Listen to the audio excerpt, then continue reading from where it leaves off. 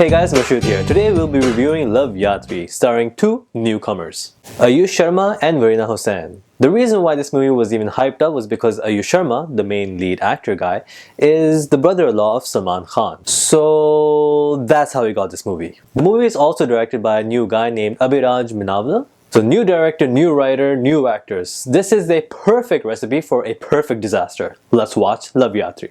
The movie is set in Vadodara, India, where we see Susu. That's right, the hero of this movie, the one that girls should woo after, is called Susu.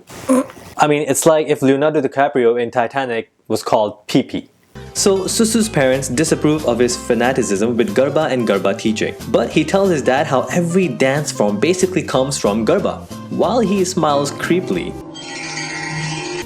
Let's move to London, where Michelle gets her bachelor's certificate with her marks and GPA with just 4 courses and an A+, but no percentage written. Has anyone ever been to a university in this goddamn movie? That's not how you get your bachelor's certificate. You don't just sit in class at the end of your class get a certificate. That's not how it works. That's not how it works anywhere. Meanwhile, her dad is waiting outside with a brand new car for his top student. But how did you know? How did I know what? My results? Aw, crap.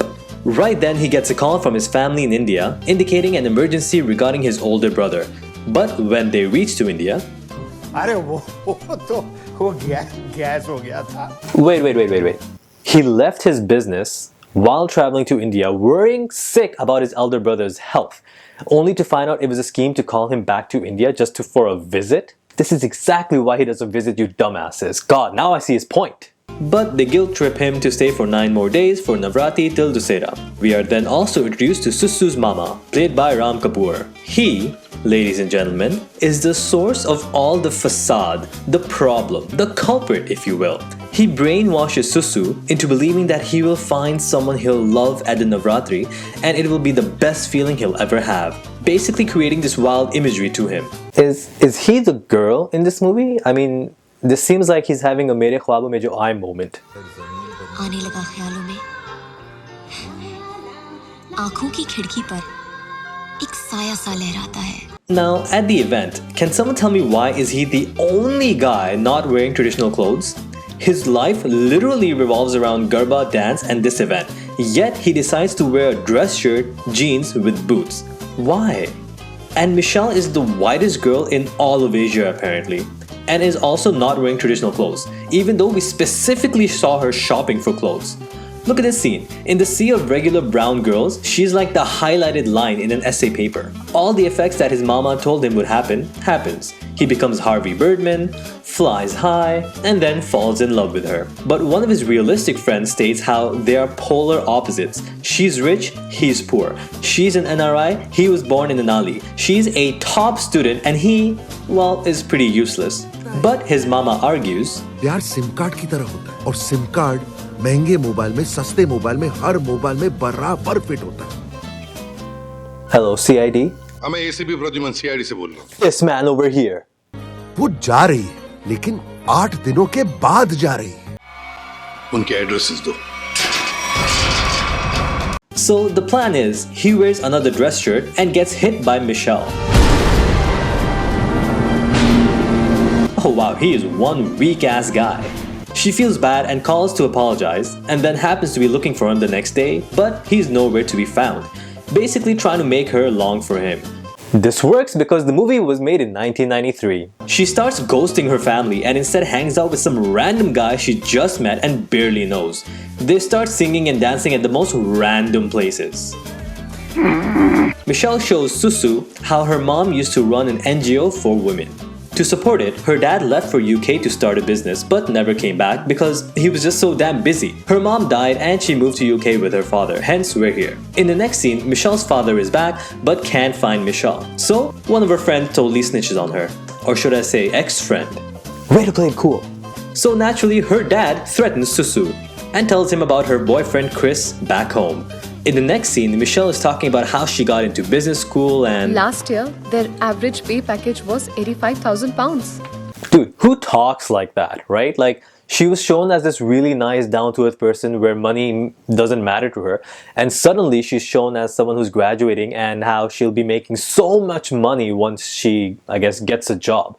That too to people who will be making nowhere close to that amount in their entire lives. Oh, and instead of, talking to Michelle about her boyfriend, he completely loses his cool and she leaves. Like, leaves India with no contact with Susu. Now, this is the main issue of the movie. Susu here clearly loves the girl, but thinks she has a boyfriend told by her father, who hates Susu for, all the right reasons, right?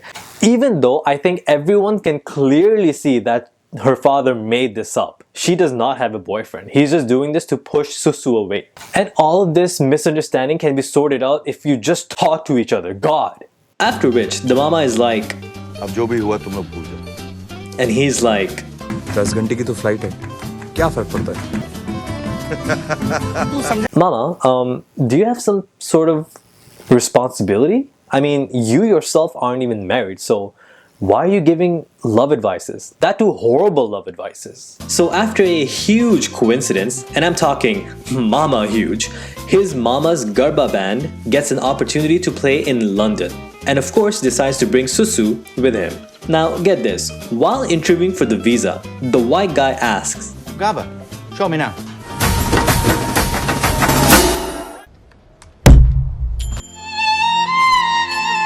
No, I wish that was the end. But he gets the visa and they go to London, where we see Susu is putting up posters in Michelle's name at the school she was accepted into. Unfortunately, we also see that he doesn't know how to operate a freaking vending machine. God, why is he so dumb? He somehow remembers Michelle stating how she normally volunteers at some soup kitchen for the poor, and he finds the one soup kitchen in the entire London area where Michelle happens to be. He apologizes, she forgives him, and then he meets up with her friends and Chris. Susu feels like he's no match for Chris as he's apparently perfect. So Susu and his mama go to a bar where there seems to be a game on. But they use this moment to talk about love and how Bollywood actors have signified love so much, and how even though Michelle may have a boyfriend, he should still pursue her. This scene goes on for a good 4 to 5 minutes of him just rambling on about how Bollywood and the three Khans have made love this grand gesture and how it should be apparently in life. And the annoying thing is, the whole crowd in the pub agrees with him. White people are agreeing with his mama about movies made in the 90s by the three Khans about love, and how they've seen it and how they completely agree with it. One word to describe this scene: he gets a tour of London, chills with her friends. God, at least act like you're interested. What a jerk. Anyways, while at a club, he can't take it anymore how close Michelle and Chris are, so he naturally leaves. Maybe now he'll ask her why she's with Chris, and most likely how she's just friends with Chris and isn't actually dating him, but no, nothing? I mean, you have enough time to call him back and clarify the fact that you don't have a boyfriend. Or you could just stare at him walking away, not even calling him back, not even clarifying anything. Don't clarify anything, please. Let this movie go on. Michelle's dad kidnaps Susu and basically creates a scene where it seems like he attacked him, which lands him in prison. Hello, darkness, my old friend. Hey, क्या कर रहे हो यार? They are doing what they were exactly brought here to do. Play for a goddamn show. Unlike someone who's done nothing but entice his goddamn nephew to go for a girl who apparently has a boyfriend and is way out of his league. Michelle comes looking for Susu, and his mama explains why Susu even came from India to London for. Even then she doesn't tell that Chris isn't her boyfriend. Holy crap! She goes to her father and we get a half-assed acting from her explaining how he don't run her life and it's her life, yada yada yada. Susu is released from prison because, well, the guards were good Jews, and starts doing Garba in the middle of London. Seriously, they should arrest him again. Where we finally find out that Chris is not her boyfriend and is in fact gay. Because every white person in an Indian movie is gay. The Guju police threatens Michelle's father because they have a CRT video of him damaging his own car and is basically shown lying to the cops. So he naturally goes and starts singing and dancing with everyone. The end.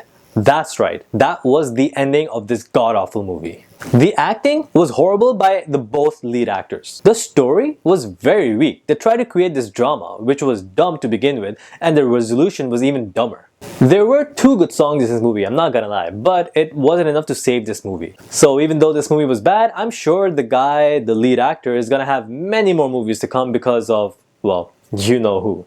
For those of you unfortunate enough to watch this movie, what did you think about it? Do you think the actor has some potential, or I don't know, this is the best he can do? Do you think he married Salman Khan's sister just for the movie, or is that just a myth? Let me know what you guys think below, and I'll see you guys next time. Later.